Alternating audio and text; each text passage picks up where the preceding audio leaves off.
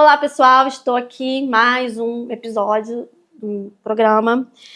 Minha dor não pode ser maior que o meu propósito, né? E tenho tentado trazer para vocês pessoas com experiências na área da Libras, com experiências em outros ramos também, com momentos difíceis superados, para que a gente possa entender que a vida precisa continuar. Que todos nós fomos escolhidos para cumprir um propósito aqui. E às vezes as dores no decorrer da nossa vida nos tentam nos paralisar, nos tentam parar. Mas nós temos que entender que o propósito precisa continuar. E hoje eu estou trazendo uma amiga, também não foi minha aluna, mas nós nos conhecemos no curso de Libras há 15 anos atrás, né? Nós fomos da mesma turma. Foi uma das minhas primeiras turmas de Libras, onde eu aprendi Libras, e quando eu cheguei lá eu me deparei com ela que é mãe de uma surda, e só que ela tem uma história hoje para contar pra gente, para compartilhar, e eu fico muito feliz em saber que depois de algum tempo ela vai se abrir aqui com a gente. Eu relutei um pouco para mandar mensagens na época, quando a filha dela faleceu, justamente porque eu acho que era um momento dela, da família dela, e ela carinhosamente aceitou o convite para poder vir aqui hoje. Dalila, um prazer ter você aqui. Prazer estar contigo novamente, depois de bastante tempo. Agradeço o teu cuidado e agradeço o privilégio de poder falar um pouquinho, né, sobre a minha filha, sobre tudo que aconteceu, e principalmente sobre tudo que Deus tem feito, né? Que tem sustentado de toda essa dor, né? A verdade é essa. Obrigada pelo convite. E o mais, assim, também interessante é que depois que eu conheci a Dalila no curso, eu nunca tinha tido contato com a Paty, mas depois de um tempo ela precisou de uma psicopedagoga. E eu fazia uma exceção, né? Eu atendia aos sábados à tarde, só para atender a Paty, né? E a gente ficou um bom tempo, né? Eu auxiliando no atendimento psicopedagógico, e Dalila saía de longe para levar a filha para o atendimento, né? Por isso que eu falo, né? Quando a família quer, quando a mãe quer, não há dificuldades, né? E ela amava, né? É verdade. Bom, fala um pouquinho sobre a Dalila. É muito difícil falar da gente, né? Verdade. Mas... Bem, mãe de surda, independente da Patrícia hoje não estar do meu lado, mas mãe de surda, incluída, né, na comunidade surda graças a Patrícia. Porque você aprendeu Libras, quis fazer o curso por causa dela, né? Não tenho nenhum surdo na família, não tinha nenhum contato com surdo. Realmente ela me presenteou com a comunidade surda e com tudo que eu aprendi a respeito de Libras e surdez. Hoje eu trabalho como artesã, faço itens personalizados. Tive 1001 profissões, né? Mas hoje é o que eu faço, que me dá prazer. E sobrevivo, digo isso, porque não é fácil passar por essa dor. Eu costumo dizer que quando você perde um pai ou uma mãe, você é um órfão. Quando você perde um marido, você é uma viúva, no caso. Mas quando você perde um filho, nem nome não tem para isso. Você se coloca numa situação que você não tem um nome para poder designar o tamanho daquela dor. Então, assim, as pessoas costumam dizer assim, eu imagino. Gente, é muito pior do que a gente imagina. É muito, muito pior, de verdade. Tudo que a gente... A verdade é assim, quando a gente é mãe, a gente se ressignifica. Uhum. A gente se transforma. E quando você perde aquela pessoa que é o sentido de tudo naquele momento, tu fica perdida. Tu não se reconhece, tu não sabe o caminho a seguir. E é mais ou menos o que eu vivo, né? Eu costumo dizer que eu sou o melhor que eu estou conseguindo ser. Não dá para querer muito, não, porque há um tempo atrás eu tinha todo um projeto, né? Não, vai ser assim, minha filha vai casar e vou fazer desse jeito e tal. Hoje eu estou mesmo botando na mão de Deus e seguindo e tentando passar essa experiência que eu tive com o falecimento da minha filha para outras mães, porque a dor é muito grande, mas é possível sobreviver. É possível a gente acreditar que Deus tem um propósito em tudo, nada é por acaso, nada foge do controle dele. E a gente tem que confiar que Deus, ele sempre sabe o melhor, os caminhos que a gente não tem conhecimento. A verdade é essa. E assim, eu até tive dificuldade de criar as perguntas, né? Porque eu falei para ela desde o início que eu queria deixar você livre, né? Para poder falar. Porque eu não quero limitar o que você tiver que falar bem da Paty, até porque eu conheci Paty também, né? A gente, mesmo depois que o atendimento acabou, de vez em quando a gente gravava vídeo, né? Então, assim, como foi ser mãe de uma surda numa sociedade? Porque quando você descobriu que estava grávida, quase 20 anos atrás, né? Uhum. A sociedade era muito mais preconceituosa do que hoje. Hoje ainda há o preconceito com as deficiências e tal. Mas há 20 anos atrás, né? Como que foi lá atrás? A verdade é que hoje a surdez e libras, né, digamos assim, virou modinha, entre aspas, né? Infelizmente ou felizmente, depende do ponto de vista. Então, assim, hoje é tratado um pouco mais como uma coisa mais simples, mas ao mesmo tempo as mudanças, os avanços dos direitos do surdo ainda é muito retrógrado, infelizmente. Então, assim, quando eu engravidei, jamais imaginaria que teria um filho surdo. Não tinha nenhum contato com surdo, nem da minha família, nem da família do meu esposo na época. Então, assim, para mim, isso era fora de cogitação. Imaginava que teria, caso eu tivesse ficado doente na gravidez, ou ela tivesse ficado doente. Mas o desenvolvimento da Patrícia foi atrasado porque eu perdi meu pai nesse processo. Infelizmente, a gente vem de várias perdas, e eu perdi meu pai quando a Patrícia tinha 8 meses. Então, automaticamente, ela teve um atraso muito grande, atraso de desenvolvimento físico, motor, tudo. Com 1 ano, a Patrícia não sentava direito. Então, assim, todas as vezes que eu ia para algum profissional e alegava, olha, mas eu tô vendo isso dela. Não, é porque ela tá atrasada mesmo. Ela teve uma anemia muito forte, porque eu fiquei muito mal da perda do meu pai. Meu pai era o meu pilar, né? E, na época, o que me fez sobreviver foi a Patrícia.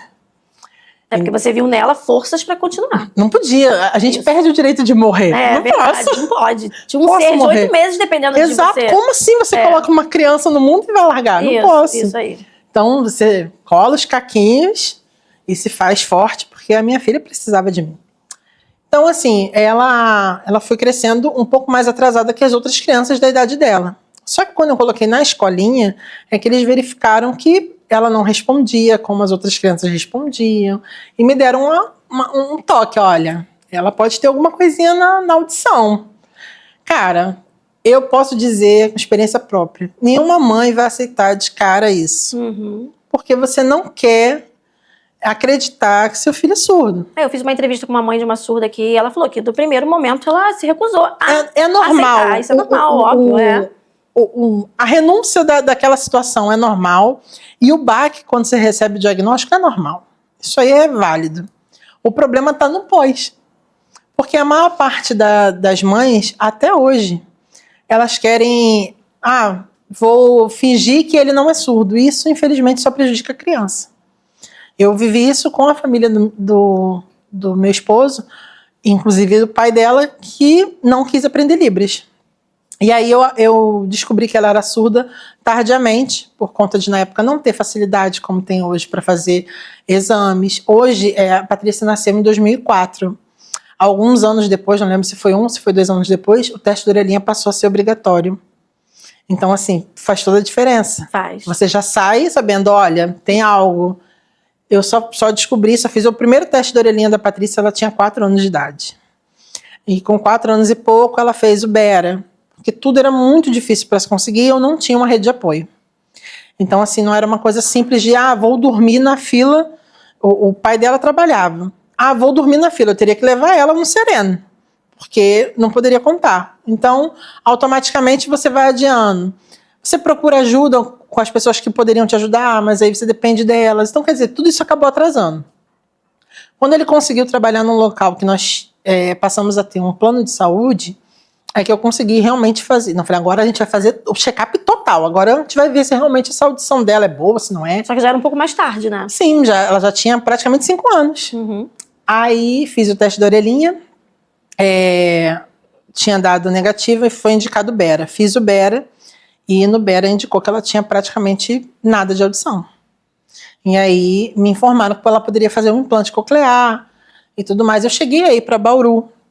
Só que por conta da idade, na época, não sei nem se hoje isso acabou mudando, né? Mas como ela tinha quase 5 anos, na época eles falaram o seguinte: olha, com essa idade a gente não pode te dar a certeza de um resultado bom. E é uma cirurgia, né, Alice? Como é que você coloca um filho numa mesa de cirurgia sem saber se vai ter alguma melhora? Isso aí. É uma escolha muito difícil. E a minha filha era perfeita, só não ouvia. Então eu optei por ela usar o aparelho. E quando ela crescesse, se ela fizesse, eu estaria lá junto com ela para poder acompanhá-la na cirurgia. Mas não quis, naquele momento, decidir fazer o implante por conta disso. E ela desenvolveu muito bem. Quando eu descobri, né, que ela era surda, eu já comecei a procurar ler um pouco mais sobre o assunto e tudo mais, né, passar do baque, porque, como eu disse, normal. Fiquei também mal, sem saber como que vai ser agora, como que eu vou fazer tudo. Né? Você já estava separada do pai dela? Não. Aí meu Deus, como que eu vou conseguir ajudar ela? E daí vai. E aí até agradeço, porque a gente tem assim algumas reservas com alguns preceitos da Igreja de Testemunho de Jeová, mas foram eles que começaram a me apresentar Libras. Não, eles têm um trabalho maravilhoso. Lindo. Sim. Aí me apresentaram Libras, eu comecei a aprender sinais, só que na época eu fazia Libras, mas não tinha expressão nenhuma. Então eu fazia o não pode rindo, não pode. E ela falava, você não pode fazer o sinal assim, porque ela não vai entender. Ela precisa entender que não pode. E aí com o tempo eu fui verificando, tentando mudar isso. E a Patrícia, muito agitada, não queria aprender sinais.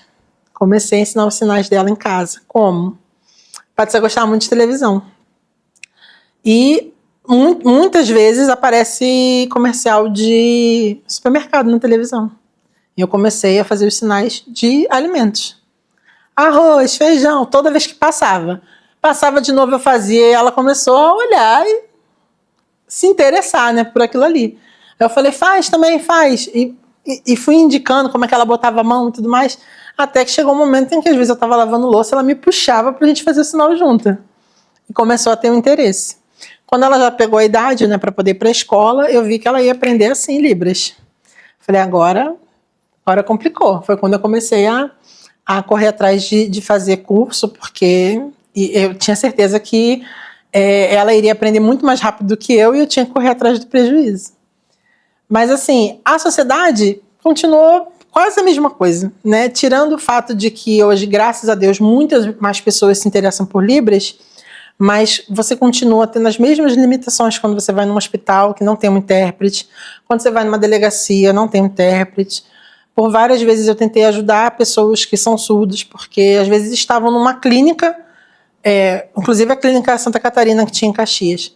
Era uma clínica específica para pessoas com problema de audição, e eles gritavam no microfone o número.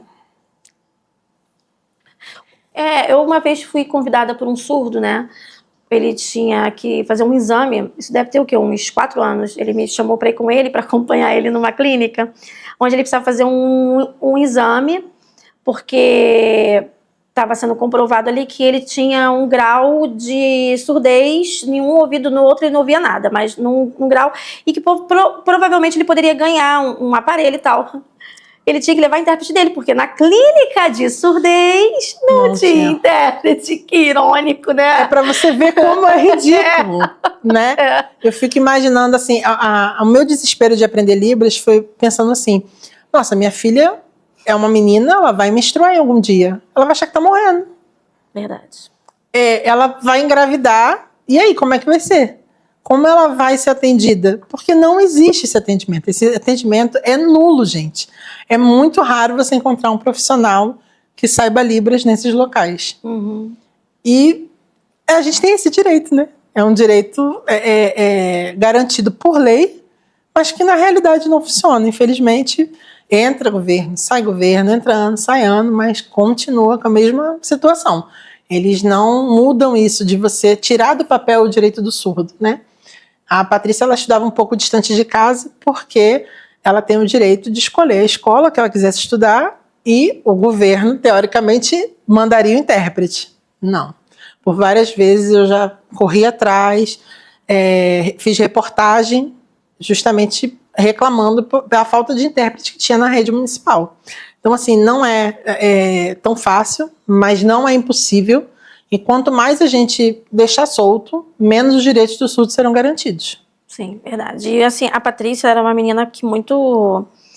Se você demorasse para responder ela ia dar conta do que ela estava querendo, né? Eu me lembro disso. Que ela, às vezes, queria respostas, mas às vezes você demorava para responder. Ah, não vai me responder não, calma aí que eu vou descobrir já já. Era tipo isso, né? Era uma menina muito esperta. Muito despachada. Muito. Ninguém tirava sarro com ela. Eu me lembro que depois, assim, eu tinha uma turma que eu dava aula e a gente foi fazer uma aula de campo, onde a gente foi para um parque. E eu levei ela junto comigo, né? Sim. Ela deu aula pra mim, gente. Ela deu aula pra mim. Ela escolheu o sinal de todo mundo lá, né? Então, assim, ela era desse jeito. Era esse tipo de menina que a sociedade ia ter que se adaptar a ela. E alegre, né, Alice? De fato, não quer se adaptar, não? Vai ter que se adaptar, porque ela era dessas, né? Sim, sim. Uma menina alegre demais. Não tinha tempo ruim com ela. Verdade, né? verdade. Então, assim, é até difícil falar, né? Eu acho que é muito, isso, ela sentia a segurança de ser ela mesma. Sim. Por conta de aceitar como ela é, que é ridículo até essa frase, na minha opinião, porque todos nós temos diferenças, a dela era surdez, mas Sim. todos nós temos, né? Enfim, então assim, eu acho que ela tinha isso, ela via, não, eu tô segura porque a minha mãe disse que eu posso isso e tal, né? E eu sempre gostava de mostrar para ela surdos na sociedade, para ela ver que ela não estava sozinha. O mundo dela não era a família dela, ponto, e ela era a única surda do mundo. Né? Então eu via, às vezes, surdo trabalhando, eu fazia questão de, vem cá, ele é surdo também. E tipo, aquilo ali, você via no olhar dela, sabe? Não, e a Patrícia, eu acho que ela era assim também, muito se dá a responsabilidade sua. Porque você sempre mostrou pra ela realmente que ela não é uma coitadinha. Não dá pra se pensar assim, né? gente. E as mães, e tem mãe que às vezes passa isso pro filho. Ai, tadinho do meu filho, ele é surdo, ele tem essa deficiência. Não, você mostrava bem pra ela que, ó, se tiver que ficar bem de castigo, se eu tiver que te chamar a atenção bem como filha, mãe, você vai ter que me obedecer e pronto. Isso né? aí, Então, não, assim, é uma criança normal, só não escuta. Isso aí. Eu me lembro até de um episódio, não sei se você, com certeza, deve lembrar disso, que ela arrumou briga na escola. E aí você pediu pra eu conversar com ela. Sim, por ser uma pessoa diferente, né? Porque eu já estava já esgotada de falar. Eu falei, não, quem sabe, né, a Alice vai ter um jeito diferente de abordagem e ela vai realmente... Mas a briga, pelo que eu lembro, não era o pessoal caçoando dela, zoando ela, não, gente. A briga ela era o motivo da briga, não era? E a gente tem que mostrar isso pra ela, que não podia agir daquele jeito. Sim. Né? Com ela não tinha, né, esse problema nenhum. Eu vou te falar, eu assim... É claro que você vê algumas situações, né, em que acabam zombando do surdo, mas ela, em particular, eu acho que ela nunca se deu conta dessas zombarias das outras pessoas, não. Isso aí. Porque ela era muito... Não, gente, eu sou assim, era mais fácil ela fazer bullying com as pessoas do que as pessoas fazerem bullying com ela, tá? Era desse jeito. Exatamente. Com a Patrícia não tinha isso. Não. Bom, os maiores desafios que você teve, né, foi essa questão que você já falou aí, mas...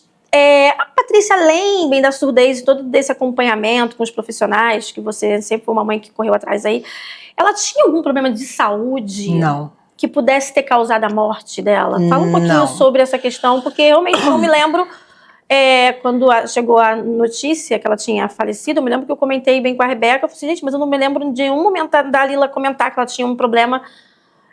Porque até hoje, assim, eu não sei o motivo da morte dela. E na época eu não quis fazer pergunta, porque assim, eu acho que nesse momento você tem apenas que orar pela pessoa, demonstrar que você tá ali, não ficar, por quê? O que aconteceu, né? Até porque fica difícil, né? Cada vez que a gente fala naquele momento, você revive aquele dia. Não, e tem que processar, porque assim, cara, ela perdeu o filho, então assim, é como você falou, você tinha um projeto de vida pra você, pra sua filha, abriu o chão, então, né? Exatamente. Como que foi? Que problema de saúde que ela tinha, que você bem descobriu depois? Como que foi essa questão? Patrícia nunca teve problema de saúde, né? A saúde dela dava show da minha, se bobear na sua. Ela sempre era muito ativa. Em meio à pandemia, né, 2020, 2021 mais ou menos, apareceu uma íngua no pescoço dela. Normal até então, e depois eu vi que aquela íngua começou a crescer um pouco. E aí, com aquela situação toda de pandemia, não tinha como a gente ir para um ambiente hospitalar. E eu falei, não, vamos esperar pelo menos acalmar, que a gente vai ver isso daí. E assim foi, né? Logo que entramos em 2021, que as coisas começaram a dar um pouco mais de calma, né? Naquele fervor todo, que você não podia sair de casa, que era para evitar todas as formas pisar num hospital. Aí eu levei. E a princípio fez todos os exames de tireoide, de tudo. Eu achei até que pudesse ser algo a respeito de tireoide, porque por ser no pescoço, então assim, achei que pudesse ter alguma coisa a ver. E depois de alguns exames, a suspeita era de câncer, de um linfoma, né? E fiz a primeira biópsia. Infelizmente, né, sabe que tudo não é assim na sequência, né? A gente não consegue fazer a consulta na segunda, o exame na terça, pegar o resultado na quarta, quem dera, né? Aí fiz o primeiro exame, com até um médico bem conceituado, porque era um exame mais específico. E aí, graças à ajuda das pessoas, eu consegui fazer esse exame particular por ser mais rápido. Só que deu inconclusivo. Precisava ser uma biópsia aberta. E para ser uma biópsia aberta, teria que ser um hospital específico e tal. Enfim, sei que eu consegui encaminhamento para o Hospital dos Servidores, no Rio de Janeiro. Para marcar uma consulta, CISREG. Então, a gente sabe como é que funciona, infelizmente, né? A vida real não é como a gente gostaria que fosse. Meu pai morreu assim, depois que meu pai morreu, a clínica do governo ligou falando que o exame dele estava marcado já, que ele podia ir. Entendi. O resultado da biópsia da minha filha também ficou pronto depois também. Entendeu? Só pra gente poder ter... desse jeito. Desse jeito. Então, da minha filha foi assim, a gente fez a consulta, aí ele passou os exames, a consulta já foi no final de 2021, praticamente. Passou os exames, fiz os exames, a tomografia demorou muito para ficar pronta, tomografia do pescoço. Virada de ano e tudo mais e tal, enfim, só consegui pegar o resultado no começo de janeiro. Fui várias vezes no hospital, não estava pronta, reclamo e tal, mas não estava pronta. Aí quando eu peguei, falei assim, agora, né, vou conseguir ir para a próxima fase. Aí entrei em contato com o Hospital dos Servidores, o médico da Patrícia, que só podia ser atendido por ele, pegou Covid. E não tinha outro médico pra atender? Não podia ser atendido por outro médico. Porque ele era especialista, justamente. Mas ele não sabia Libras também? Não sabe Libras. Não sabe Libras e, inclusive, ele achou um absurdo a Patrícia não ser oralizada. Porque, né, quem não sabe Libras automaticamente acha que todo mundo tem que ser oralizado. Nossa. Enfim. Aí ele pegou Covid. Quando ele ficou bom da Covid, cerca de 20 dias depois, ele tirou 15 dias de férias. Isso para poder pegar o exame, para ver os exames dela. Entendi. Aí, viu os exames. E com certeza não era só ela de paciente. Ele não, uma fila. Exatamente. Eu tô falando assim, o meu problema, mas com certeza... Sentam e esperam. Exato. E eu vou passear. Isso aí, desse jeito. Aí, ele pegou e aí marcou a consulta, fui lá no Hospital dos Servidores. E ele ele colocou ela na fila da biópsia, que é uma fila. Aí, desse jeito, né? A gente ri porque, é absurdo você administrar como as coisas funcionam, você não quer a saúde da pessoa. É uma doença que, sim, se não você pode esperar. Descobre, às vezes a pessoa já tá, e às vezes uns diazinhos que faria toda a diferença. Isso aí. Resultado, a Patrícia, resumindo tudo, a Patrícia conseguiu depois, venceu o CISREG, fiz a biópsia em junho. Muito bem, a Patrícia tinha realmente um caroço, ele cresceu no pescoço, mas ela tinha a vida normal dela. Ela ia para a escola, ela ia em excursão, ela não sentia dor, incômodo. Assim, o incômodo dela era por conta de ter inchado o pescoço. Mas assim, incômodo físico nenhum, nenhuma reclamação de nada. E aí ela fez a biópsia. Quase morri, né? Mas consegui levá-la para fazer a biópsia, porque, gente, é horrível você saber que você não vai poder chegar e ficar na sala, porque é uma cirurgia, enfim.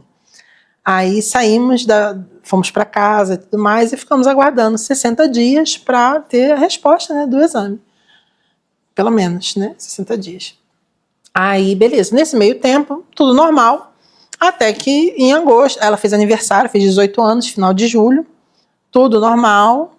Quando foi começo de agosto, numa terça-feira, se eu não estiver enganada, foi numa terça, as pernas dela começaram a inchar ao longo do dia. Foi uma coisa assim de tipo inflou, né? Foi inchando. E aí no final do dia eu levei ela no hospital próximo de casa, porque estava muito inchada.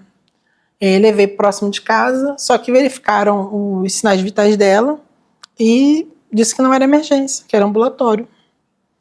Por conta dos sinais vitais estarem normais, não era emergência. Isso, assim, vamos falar ignorantemente falando, ainda bem que Patrícia tinha uma mãe que sabia Libras e pôde fazer toda... Mas você imagina o surdo que passa por isso se não tem ninguém que sabe Libras. Exatamente. Não, ele nem é atendido. Aí eu levei ela na emergência, né? Falaram que era ambulatório. E a Patrícia estava muito agitada nesse dia, ela queria ir para casa, falei, vamos no hospital. Não quero, eu quero ir para casa. Mas estava inchado ou ela estava com dor também? Não, ela reclamava muito de estar inchado, e assim, pelo inchaço, né, ela estava incomodada. Pesa, né? Exatamente. A perna deve ficar mas pesada. estava muito inchada a perna dela mesmo. E aí eu optei por ir para casa, porque ela estava reclamando, não, estou com fome, eu quero comer. Eu falei, tá bom, Patrícia. Aí acabamos indo para casa. E no dia eu estava sem carro. Quem nos levou foi o padrinho dela. E aí eu combinei com ele, eu falei, olha, amanhã você vem aqui cedo, porque a gente vai no outro hospital, e eu tenho um amigo que vai estar trabalhando lá, então fica mais fácil da gente tentar, né, ver se ela realmente consegue ser atendida, para ver se por acaso é uma trombose, alguma coisa do tipo, porque a perna incha, a gente já pensa que é trombose. Sim. Aí, ok. Então ficamos combinados, ele chegaria lá em casa por volta de umas 6 horas e a gente iria para o hospital. Aí Patrícia comeu, estava assim meio cansada e tal. Aí ela foi dormir. Quando foi 4 horas da manhã, ela me acordou. Começou a mandar mensagem e tudo mais e tal. Aí eu fui ver e ela tinha urinado na cama. E aí eu falei, por que você urinou na cama? Aí ela, não, que eu não achei meu chinelo. Achei confuso aquilo. Eu falei, vamos tomar banho que a gente vai pro hospital. Aí peguei ela, né, fui ajudando, porque como as pernas estavam muito inchadas e tudo mais, e ela respirando assim meio que ofegante, e levei ela para poder dar banho nela. Quando eu tava dando banho nela, ela apagou pela primeira vez. Aí eu consegui reanimar ela, tiramos ela do banho, e fui vestir ela. Aí ela apagou de novo. E a gente tentou reanimar, não conseguiu. Aí o meu esposo começou a fazer a massagem cardíaca nela e eu comecei a ligar para a ambulância, para o SAMU. Comecei a ligar. Aí pediram para poder aguardar e não deixar de fazer a massagem cardíaca de jeito nenhum. Ou seja, não tinha como eu pedir para alguém retirar ela, porque a gente não podia parar a massagem cardíaca, em hipótese alguma. Liguei outra vez, olha, tá demorando muito. Resumindo, demorou 1h10 para a ambulância chegar. 1h10 a gente fazendo rodízio. O meu compadre chegou, a gente começou a fazer o rodízio fazendo a massagem cardíaca para não parar. Depois de 1h10, o SAMU chegou. O meu esposo estava fazendo a massagem na hora. Eu já chorava muito, segurando a mão dela. E aí o socorrista falou, pode parar, que ela já veio a óbito. Desse jeito. E aí não cai a ficha. E aí eu simplesmente falei, como assim? Não, você não vai dar um choque nela, você não vai tentar alguma coisa. 1h10 você ali tentando de todas as formas. E como assim você chega e fala, foi óbito? E aí me tiraram de lá, falaram alguma coisa com o meu esposo, porque eu já não estava mais, e aí eu já estava transtornada. Aí ele falou que provavelmente seria por conta provavelmente seria por conta do câncer. Porém, os sinais são de um infarto em casa, né? Por ela ter se urinado, por ela estar ofegante e pelas pernas estarem inchadas. Então, provavelmente foi trombose. Aí me perguntaram, né? Trombose que você nem sabia que existia. Não, nunca. A Patrícia nunca teve problema nenhum, né? A saúde dela sempre foi normal. E aí ele me perguntou, né? Você quer que eu faça a autópsia e tudo mais? Eu não queria nem aceitar que minha filha estava morta. Como eu aceitar cortar minha filha? Como ia entrar isso na minha cabeça? E naquela hora eu lembro que eu só falei assim, eu quero sair daqui. Porque assim, você ficar ali é você assumir que aquilo ali é real. Eu falei, eu quero sair daqui. Você tinha esperança daquilo ser uma mentira, né?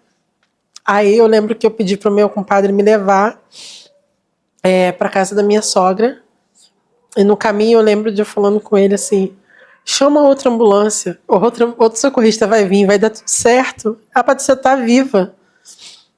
E aí ele, tá bom, Dalila, e tudo mais e tal. E aí me deixou, minha sogra, coitada, hipertensa, mas não tinha pra onde eu ir, eu não tinha família. Aí fui pra casa da minha sogra e fiquei ainda algumas horas fora da realidade. Tudo assim, quem resolveu a respeito de velório e tal foi realmente o meu compadre e o meu marido. Não é o pai da minha filha, né? Que é o padrasto que, é o padrasto que realmente fez um excelente papel de tinha padrasto. todo um carinho com ela. Eu me lembro do início do namoro de vocês. Ele, inclusive, ele depois me contou, né? Porque são detalhes que a gente só fica sabendo depois. Ele falou assim, eu achei que você ia escolher o vestido que ela usou anteontem, que estava no cesto. Ele lavou na mão, botou para secar, passou para poder botar nela. Então, assim, é um carinho muito grande. E teve outras situações, teve gente que na época falou assim, nossa, mas ela faleceu de manhã e o enterro foi 5 da tarde. O velório foi 5 da tarde. Aí pergunta, por que a pressa? Porque a gente não tinha um plano funerário e os cemitérios que tinham, no mesmo dia, era um cemitério, aquele memorial do Rio, né? Que acho que não, memorial do Rio, acho que agora que tem no começo da Washington Luiz, um vertical. Muito bonito. Se é que um cemitério pode ser bonito, né? Mas, enfim, aconchegante, a palavra seria essa, né? E os outros cemitérios em Caxias, nos dias seguintes. E aí o meu marido falou assim, não, mas os outros cemitérios são, assim, muito aquém do que a Patrícia merece, sabe? Ele, não, cara, não é justo com ela. E aí ele acabou lá optando por esse motivo, né? Ele, junto com o meu compadre, decidiram que iam colocar lá porque é um cemitério mais novo e tudo mais, né? Igual você vai nos outros cemitérios de Caxias, nossa, quando chove, é caixão que corre, é cada absurdo que você vê. E aí ele falou que não queria isso. E aí eu não ia no enterro, Alice. Aí muita gente fala assim, por que não me avisou? Gente, vocês têm noção de como é que eu joguei num status a informação depois que eu fiquei um pouco mais, assim, centrada, eu joguei no status. Quem me disse foi Rebeca. Rebeca viu no Facebook, porque as pessoas começaram a fazer comentários lá, dando, né, as condolências, e aí a Rebeca falou assim, mãe, você tá sabendo? Aí eu falei assim, não. Ainda falei assim na época, mas a Dalila não falou nada que ela tava doente. Não, na época, porque é o que a gente pensa, né? A primeira coisa que a gente pensa é isso. Isso aí. E aí, realmente, eu fiquei sabendo assim. E aí imagina o susto, né? Porque, assim, a criança tá bem, né? A criança entre aspas, né? Porque pra mim sempre vai ser criança. Então, assim, eu confesso que aquele dia, gente, eu tava fora de mim. Normal. Os próximos dias também não foram bons. Eu fiquei à base de calmante, não foi legal. Porque é muito difícil, muito difícil. Eu me lembro que eu te mandei uma mensagem, você questionou muito a Deus, que questionava o tempo todo. Eu demorei 1 semana, 10 dias, orando para Deus me levar, Alice. Eu pedi para Deus ter misericórdia, porque eu não queria passar por isso. Eu queria ter compaixão de não ter que passar por essa dor. E depois desses dias orando e Deus não respondendo, sendo que o não também é resposta, ou o silêncio também é resposta, eu falei, não vai ter jeito. Porque, assim, a parte ruim, entre aspas, quando você acredita em Deus, quando você serve a Deus, é que você sabe que não está na tua mão o poder de fazer nada. Por isso que eu pedi para ele. Porque eu sei que eu não podia. A minha separação total da minha filha seria se eu fizesse algo. Mas veio na cabeça várias vezes. Imagina. Várias vezes. Vem até hoje, na verdade. Só que eu sei que isso não é o caminho que ele quer. E por isso eu falo, não, vou esperar. Minha missão também vai acabar em algum momento e a gente vai estar junto de novo. Porque não dá pra fazer uma besteira de cabeça quente, mas é muito difícil. E aí eu não ia no enterro. Só que a escola da minha filha fechou para que todos os funcionários pudessem ir. Os funcionários e os colegas dela. Como que eu não vou? Me fala. Eu falei, Léo, eu não quero ver a minha filha no caixão. E realmente eu não vi. Porque era uma lembrança que eu não queria ter e eu não tive. Eu não vi nem a cor do caixão, eu não sei. Porque eu não quis ver. Aí teve gente que falou, nossa, mas a mãe não entrou. Gente, cara, é uma coisa assim... o maior medo, qual é o maior medo de uma mãe? Morrer e deixar o filho. Porque na nossa cabeça a gente nunca imagina que a gente vai depois. A gente nunca imagina, não, eu vou perder um filho. Isso não entra na cabeça da gente. É inconcebível o pensamento de assim, não, eu vou perder o meu filho, sabe? É porque na lei da vida, nós nos primeiros com os nossos filhos. Tanto Exatamente. Que a gente, né, vira e mexe assim, quando eu tô lá... arretada lá com os filhos, né? Quando eu morrer, vocês vão ver só, vocês vão sentir falta, não é assim que mãe sempre fala, né? Exatamente, cansei de falar isso pra Patrícia. Olha, e assim, é um processo muito difícil de tudo, sabe? Porque, como eu disse no início, você perde a sua identificação.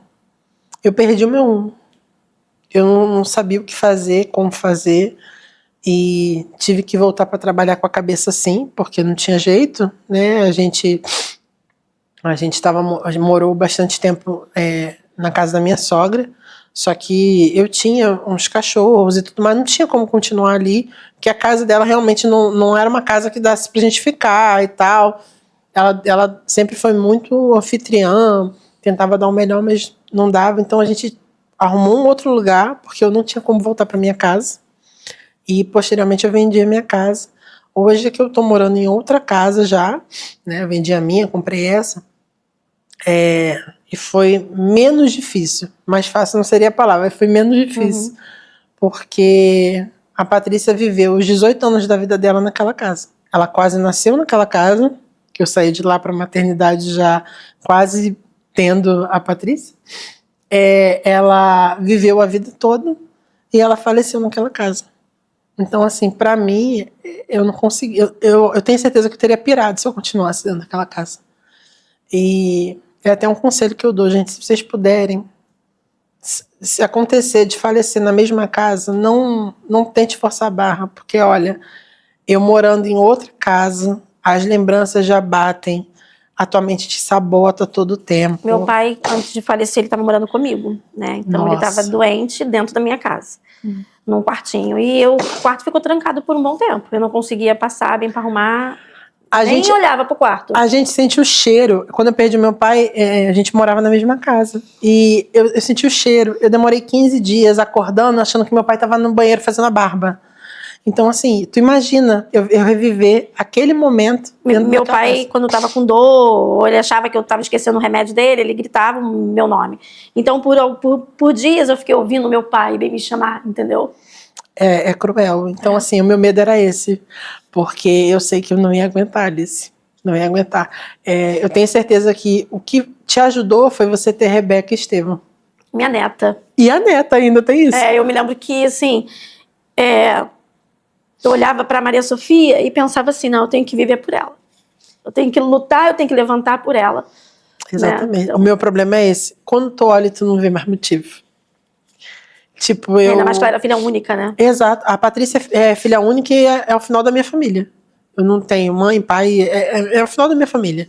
Então, quando eu perdi a Patrícia, realmente foi o que você falou, abriu o chão. E eu fiquei assim, porque assim, pelo menos o meu pensar, é claro que a gente quer que o relacionamento dure a vida inteira. Mas pode acontecer daqui a um tempo, por algum motivo, não dá mais certo, e ele vai viver a vida dele, e aí? Sabe? Então, tipo, eu pensava só, meu Deus, o que eu vou fazer da minha vida daqui por diante? Porque quando a gente tem filho também, a gente pensa assim, né? Em trabalhar para adquirir bens, para deixar para os filhos. Sim. Tudo que a gente faz é em função dos nossos a gente respira por causa deles.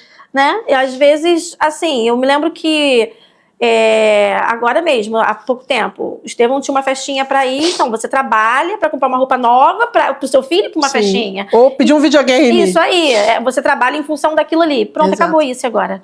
Exatamente. Eu me senti desse jeito, sem ter um porquê, sabe? Você olhar em volta e achar assim. É claro que eu tenho amigas como você, como outras amigas, que vão sentir falta o dia que for a minha hora. Mas, tipo assim, você sabe que todo mundo consegue viver normal. Não tem mais ninguém que dependa de você. Isso te deixa meio perdido, porque... Eu acho que dá pra substituir qualquer pessoa, menos um filho. Sim. A gente se doa tanto que se perde quando isso acontece. E foi o que aconteceu. E aí foi onde eu falei assim, não, vou me apegar em Deus. Foi onde eu comecei a me apegar mais, a orar mais, a estar mais junto e lutando para que os pensamentos ruins que são normais vir não tomarem mais espaço do que realmente o que eu creio que é Deus, né? A verdade é essa. Assim, o momento perrengue eu não preciso nem perguntar, né, gente? Não, e eu tenho, tá? Momento perrengue. Então, fale. Por incrível que pareça, eu tenho 2 momentos perrengue. Eu tenho um bem triste, que deveria ser mais triste, mas infelizmente a gente já falou tudo de tristeza. Mas um aniversário meu, eu saí com a Patrícia, e como você falou, ela é muito despachada. Ela falou pra mim que ela queria o banheiro. A gente tava no cinema. Eu falei assim, eu vou com você. Ela, não precisa. Eu sei onde é o banheiro, eu conheço. Aí eu falei, ai meu Deus do céu. E assim, a Patrícia tinha uma professora que ela falava, você tem que deixar ela ser um pouco mais independente. Porque a gente quer botar filho no pote, né? A verdade é essa. Ficar ali o tempo todo agarradinho pra ter certeza que nada vai acontecer. Ainda mais surdo. Se fizerem um sinal pra ela não entender. Justamente. Né? Aí eu falei assim, tá bom, Patrícia, mas vai rápido. Não, pode deixar. Beleza. Aí ela saiu, sabe, que o tempo pra gente parece que tá o dobro, né? Que tanto xixi é esse? Aí eu falei assim, meu Deus, ela se perdeu. Aí saí do cinema. Saí do cinema e fui perguntar onde era o banheiro, a menina me indicou. Quando eu cheguei no banheiro, tinha algumas portas fechadas. Aí não tem como a gente gritar, né? Fiquei esperando, né? Foram abrindo as portas e nada da minha filha. Aí pronto, já gelei, né? Aí voltei lá no cinema e perguntei à menina. Não, lá na bilheteria perguntei à menina. Falei, você viu uma menina passando aqui? Não, não vi ninguém. É no Lagum, lá no Rio. E do outro lado estava tendo uma feira. E aí na cabeça de mãe só pensa tudo que não deve. Você já pensa que a menina tá morta no estacionamento, no carro de alguém, afogaram no... Olha, tudo que não presta. Aí eu comecei a ficar louca. Perguntei ao rapaz que fica na frente do cinema. Nem pedi pra alguém anunciar no microfone. Não pode. Era surda. Exatamente. Nossa, esse é o problema. Desespero. Olha, o desesperador. Meu aniversário. Aí eu cheguei no rapaz do cinema e falei assim, você viu uma menina passando aqui assim, assim, assim, descrevi toda a roupa dela. Não, ninguém passou aqui. Aí eu falei, bem, vou entrar, porque vai que por acaso, antes desse menino chegar lá, ela passou. Quando eu vou entrando, é tipo uma curva assim, né?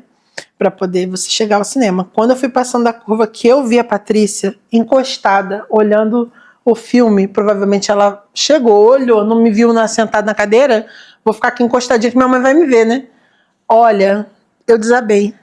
Mas eu chorava tanto. A Alice, eu chorava tanto, só de imaginar que poderia ter acontecido alguma coisa. Mas a gente chora, mas com vontade de dar uns tapas também, não é? Sim. Não, aí o pior, né? O pior é que ela não teve culpa. E aí, o que aconteceu? O filme acabou nessa brincadeira. As mães, avós desceram, entenderam o que tinha acontecido, me abraçaram. Fica calma, cara, tá tudo bem, ela tá bem. A Patrícia falando que eu tava fazendo ela passar vergonha. Ela, tô passando vergonha, mãe. Por favor. E eu acabando de chorar, despencado de choro. Não conseguia mal ficar em pé e tudo mais. E abraçava ela, tá bom, chega, acabou, chega. E aí, resultado, quando eu fui perguntar a ela não foi naquele banheiro que eu fui. Ela foi do outro lado.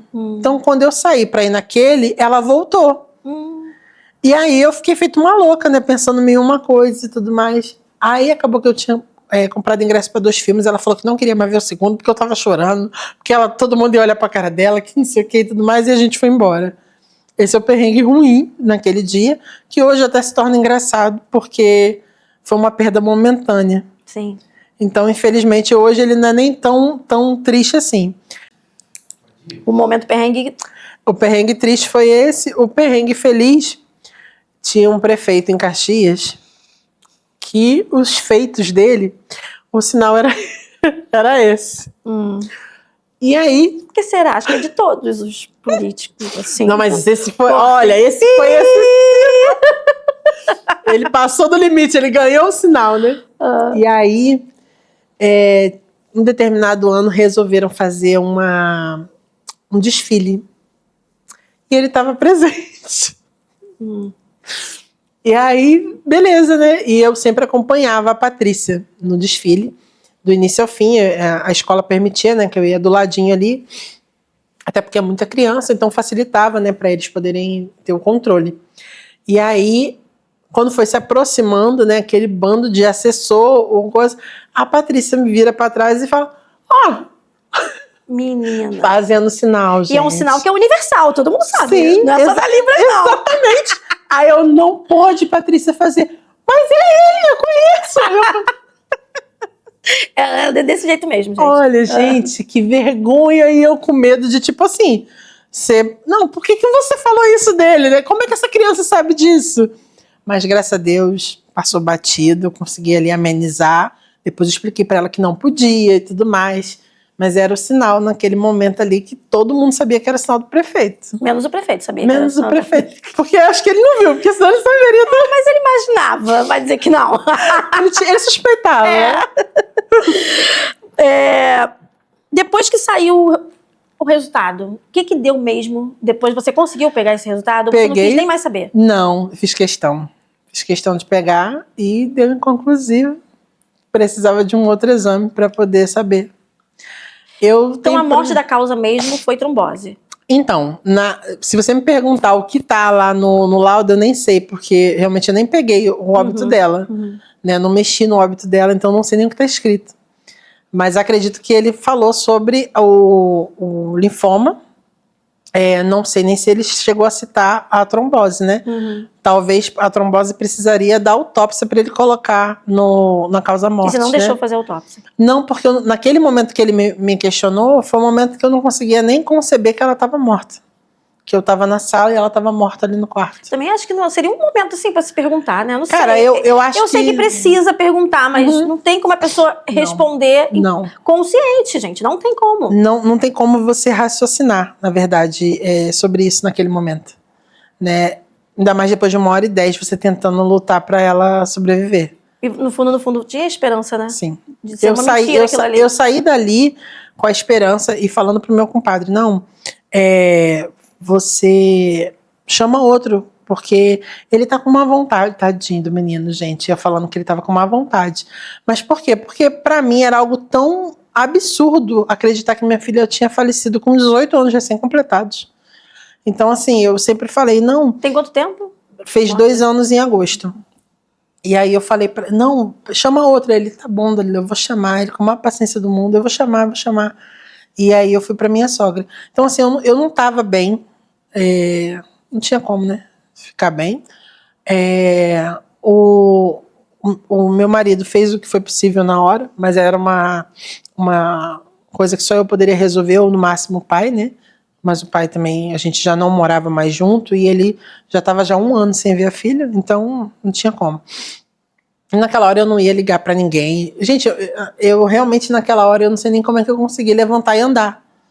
De verdade, a menina verificou minha pressão, tinha ido para as cocuias, então assim, não tem como. Você realmente age no que você pode naquele momento, né? A gente não consegue raciocinar.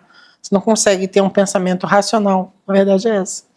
E aí foi isso. Apareceu lá que não deu assim 100% conclusivo de linfoma. Deu apenas que suspeitas.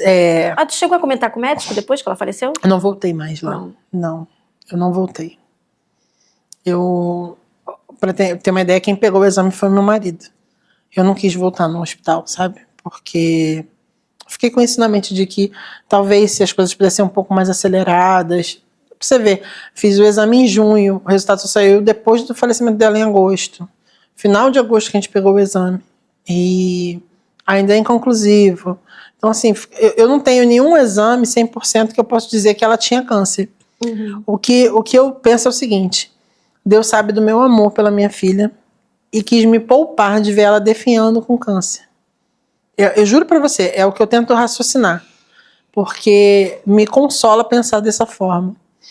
Imagina a Patrícia surda, você conheceu ela surda, definhando, fazendo quimioterapia que é muito evasivo e tudo mais, e se por acaso não fosse de dar nenhum resultado, de não regredir, ver ela passar por tudo aquilo, seria muito mais doloroso. Então, eu acredito que Deus só resolveu recolher ela por causa disso, para eu não ver ela sofrendo mais, sabe? É o que eu tento levar sempre para a vida, porque senão eu vou pirar, se eu pensar qualquer outra coisa, né? E é o que eu tento carregar, é isso, que Deus recolheu nesse sentido. Bom, vamos àquele momento caixa preta? Ai, meu São Deus, as perguntinhas que talvez, né, você nunca se perguntou, ou já te perguntaram, ou já tiveram vontade de se perguntar, e por respeito à sua dor, né? Embora as pessoas não respeitam a dor de ninguém, né? Mas enfim. Oh, Deus, vamos lá.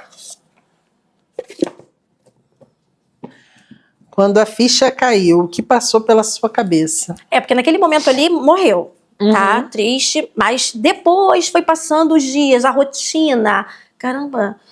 Porque a impressão que a gente dá quando a gente perde alguém, assim, né? Eu tô falando pelo meu pai. Eu tinha a impressão de que o meu pai, ele me ligava todos os dias, ele era o cara do tempo. Filha, hoje vai chover, hoje vai fazer sol, olha, filha, todos os dias. Né? Eu até falava que ele tinha que trabalhar no jornal, porque ele sabia o tempo todinho. Então, quando meu pai faleceu, depois de alguns dias, quando o telefone tocava, eu pensava assim, é o meu pai me ligando para falar se vai chover, né? E aí a ficha caía. Não, ele não vai ligar. E aí, quando a ficha caiu, de que a Patrícia realmente não estava mais ali? Como eu não vi a Patrícia no caixão, na minha mente ela estava na casa de um colega e eu iria buscá-la. Só que nunca chegou o dia de buscar. E aí você tem que começar a decidir tudo de novo, e aí chega final do ano, e aí cai a ficha. Eu acho que o pior de tudo é o primeiro Natal. Sim. E o Ano Novo. A minha sogra não queria que a gente fizesse nada. Queria que a gente passasse cada um na sua casa. E eu falei pra ela, mas que diferença vai fazer? Isso aí. A dor continua. Não vai fazer diferença nenhuma. Você vai estar sofrendo aí, eu vou estar sofrendo aqui. Se você não ligar que eu vou chorar, porque provavelmente vai acontecer, principalmente meia-noite. Pra mim foi o pior dia, foi isso. Porque já tinha passado o aniversário dela, já tinha passado o meu aniversário. O Dia das Crianças foi menos pior. Mas, assim, o Natal pra mim foi cruel. Muito cruel. O meu pai morreu faltando um mês pro Natal. E eu me lembro que ele ia indo pro hospital e ele falou assim, não esquece de comprar o bacalhau. Meu pai. Porque meu pai adorava bolinho de bacalhau. Então, pra mim, aquele Natal, realmente... Natal a Patrícia me ajudava a fazer a rabanada. Eu fiz a rabanada toda chorando. Só que eu não me arrependo, sabe por quê, Alice? Porque foi o último Natal da minha sogra. Sogra essa que nem é avó de sangue da Patrícia, não, né? Mas foi a representação materna que eu tive na minha vida, foi a minha sogra, e foi a avó mais ali junto com ela, carinhosa e tudo mais, foi a minha sogra do meu atual casamento. Inclusive, o exame que eu falei com você que eu consegui fazer com... O cara médico, já foi médico do time do Flamengo. Que eu consegui fazer da Patrícia e tudo mais, foi graças à ajuda dela. Enfim. E aí eu não me arrependo por causa disso, porque eu bati o pé, não sei porquê, mas eu falei, não, vou fazer sim. Não fizemos festa, porque não tinha motivo de festa. Festa não tinha motivo. Ninguém tinha nada para comemorar. Mas a gente fez uma reunião com os alimentos, né, que a gente sempre faz e tal. Choramos muito. E... Aí minha sogra falava assim, não precisava fazer nada. Eu falei, não. Ela faleceu depois de quanto tempo? Ela faleceu em abril, dia 11 de abril. Então foi o último dela. Foi o último dela. E dela. ainda bem que você fez, então. Porque senão você ia se arrepender de não ter feito. Exatamente. Eu iria me arrepender amargamente de, pela minha dor, eu ter aberto mão de passar o último Natal, o último Ano Novo. Você ter se sentido egoísta. Sim, muito. E uma pessoa que foi tão legal com você, né? Sim, foi muito bom ter feito. Opa! Você acha que negligenciou em algum momento com a saúde da Paty? Cara, eu acho que sempre rola uma culpa. Sim, mas eu acho que é por causa da mãe mesmo, sabe? A gente, eu costumo dizer que nasce um filho, nasce uma culpa. a gente vive culpado de tudo. Você se culpa se você trabalha e não dá muita atenção, porque você está correndo atrás do dinheiro para poder dar uma estrutura melhor, mas você não pode estar todo o tempo com a criança. Aí você se culpa se você está todo o tempo com a criança e você não está ajudando a dar uma estrutura melhor, e às vezes a criança não tem algo porque você está trabalhando, você não está trabalhando. Então, assim, eu acho que essa culpa não vai mudar. Não vai mudar. Porque eu estava falando sobre isso ontem com meu marido. A gente se culpa não é porque a gente chegou a fazer algo, porque quem conhece a minha vida sabe como eu respirava Patrícia. A gente se culpa porque a gente quer mudar o resultado. A gente quer mudar o final da história. Então, se culpar faz com que a gente, assim, tá vendo? Ia ser diferente se eu tivesse feito isso. Não, não seria diferente. Porque Deus é perfeito. Acho que, na verdade, a gente tenta se culpar para tentar dar um conforto, achando que estava ao nosso, né? Tipo, se eu tivesse feito isso, talvez, né? Porque a gente nunca quer achar, né? Eu fico nesse pensamento por conta do hospital, né? Que a Patrícia estava reclamando muito. Eu fico assim, se eu tivesse ido lá no outro hospital, talvez eu não fosse atendida, ou talvez ela morresse no hospital do mesmo jeito. Porque eu acredito que Deus faz tudo perfeito. Entendeu? A certeza que eu sempre tive foi essa. No começo, tem uma amiga minha que ela falou para mim uma frase, e eu falei com ela, Andrea, para com isso, porque essa frase, para mim agora, não é legal. Ela, não, mas é a verdade, tá? Mas não é. Como é que uma mãe que acabou de perder um filho consegue falar que a vontade de Deus é perfeita e agradável? É o momento mais desagradável da vida. Você não consegue expressar isso. Hoje eu consigo dizer, mas naquele momento, para mim, doía falar isso. A gente briga até com Deus, né? Porque você queria que fosse diferente, que a vontade dele fosse diferente, fosse a sua, de você morrer e o filho ficar lá. Então, assim, é muito complicado isso. Eu costumo dizer que a gente tem uma briga, né, dentro da gente, porque tem o que a gente acredita de Deus e tem o que a gente sente, né? No caso, a falta da minha filha que eu sinto. Às vezes eu fico assim, gente, eu não quero ferir a Deus como se eu pudesse ser melhor que Ele, não. Eu sei que Ele é perfeito em tudo, mas, nossa, como tá doendo ficar sem ela, como tá doendo viver sem ela, como tá doendo não ter ela um abraço, o olhar, o sorriso. É horrível isso. Aí eu passei agora a não ver mais as lembranças do Google Fotos, né? Porque eu entrava em crise toda vez que eu via. Porque você sente falta daquilo ali, né? E aí eu dei um tempo de ver as fotos. Eu vou só arrastando pro lado para outro dia, outro momento. Então, assim, a gente se culpa por causa disso, na minha opinião. Então eu sempre vou me culpar, sempre vou achar que poderia ter feito mais, embora várias pessoas que me conhecem, sabem como eu batalhei, as pessoas que viram como é que eu corri atrás para conseguir atendimento para ela. Eu cheguei aí no Hospital dos Servidores reclamar que estava demorando para chamar ela e tudo mais. Todas as pessoas que acompanharam esse processo sabem que eu fiz o que pude. Inclusive eu paguei uma consulta particular para ver quanto ficaria particular a biópsia e tudo mais, só que o valor é exorbitante. Absurdo, e tipo, não daria o suporte caso realmente fosse câncer. Só teria o diagnóstico na mão. Sim. Né? Então, assim, eu acho que é isso, a gente tenta se culpar porque a gente gostaria de mudar aquilo ali e não tem como mudar. Não tem. Né? Então fica essa questão na cabeça e vou viver com a culpa, não adianta. Porque já viver com a culpa sendo mãe, né? A gente aprende demais, tá errado. Solta demais, tá errado. É verdade. E por aí vai. Então, é algo que a gente tem que aprender a viver. Verdade. Bom, aquele momentozinho que a intérprete pode descansar, ir ao banheiro, beber água. Bom, vou fazer aqui os sinais, aquele momento que eu sinalizo, né, com uma palavra e ela me responde com outro sinal. E hoje, antes da gente começar a entrevista, eu fui falar com ela sobre o luto, né? E eu queria que ela fizesse o sinal, porque assim, gente, o momento é difícil e é feio. Luto, né? Sofrido. Mas o sinal é bonito. Por favor, Dalila. Eu sempre usei o luto como datilologia, né? Luto.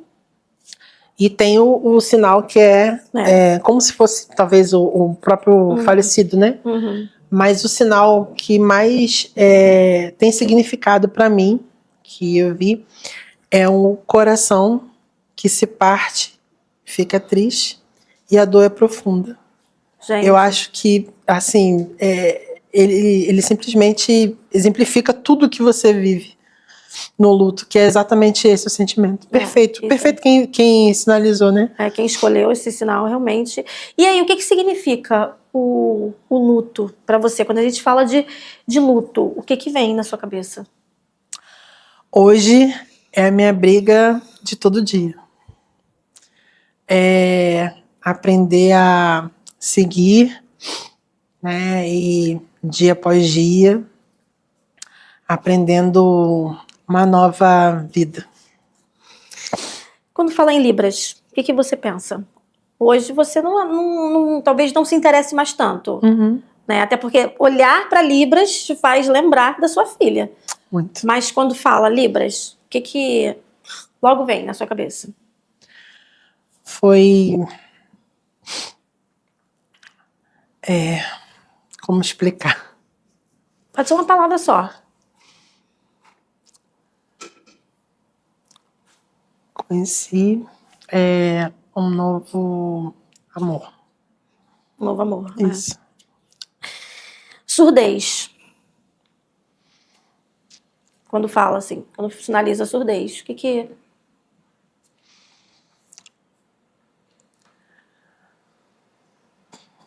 Foi Deus transformando a minha vida. Tudo que eu imaginei, que eu sonhei lá atrás, transformou tudo depois da surdez. Com certeza, né? Teve um antes e um pós, né? Com certeza. Filha. Meu amor maior. Mais importante daqui da terra é da minha filha. Sempre vai ser. E Deus. Tudo. Hoje não tem seguir sem Deus. Não tem como. Não tem como. Não tem como. Não existe. Porque, de fato, né, para passar por uma dor, né, de perder alguém, né, quando alguém morre, assim, alguém que a gente ama, realmente só. Só. Todo dia, toda hora. Tem dias que eu só quero chorar e não quero nem orar, não quero falar nada, não quero pedir por ninguém. Todo dia somente isso. E é ele que tem sustentado, né? Todos os dias. Querida, quero te agradecer mais uma vez, né? Assim, é muito bom lembrar da Patrícia, né? O sinal dela, né? Sim, Patrícia. É muito bom lembrar dela, porque eu tive contato bem com a Patrícia, né? E, assim, realmente, por mais que fosse sábado o dia que eu fizesse o atendimento com ela, mas era um sábado que eu ficava muito feliz, né? Porque ela chegava, eu fazia o atendimento na minha casa, e ela chegava na minha casa já deixando tudo alegre. E eu me lembro que meu filho estava no quarto, Patrícia surda, mas ela conseguia chegar de uma forma que meu filho sabia que ela tinha chegado. Para vocês verem o quanto que ela alegrava o ambiente, né? E muito obrigada mesmo, de verdade. Eu sei que é difícil falar, mas eu acho também que te alivia, né? Sim. E mostra para as outras mães que é possível seguir. Eu tenho a certeza que a Patrícia estaria muito feliz com o teu carinho até hoje, né, com ela, as lembranças que você tem dela e como você foi importante na vida dela. Foi um prazer estar contigo, conversar. Foi leve a conversa, apesar de todo o luto. Te agradeço muito pela oportunidade, de verdade. Também. Bom, e é isso, gente. Lembrando que a nossa dor não pode ser maior do que o nosso propósito de vida. Jamais.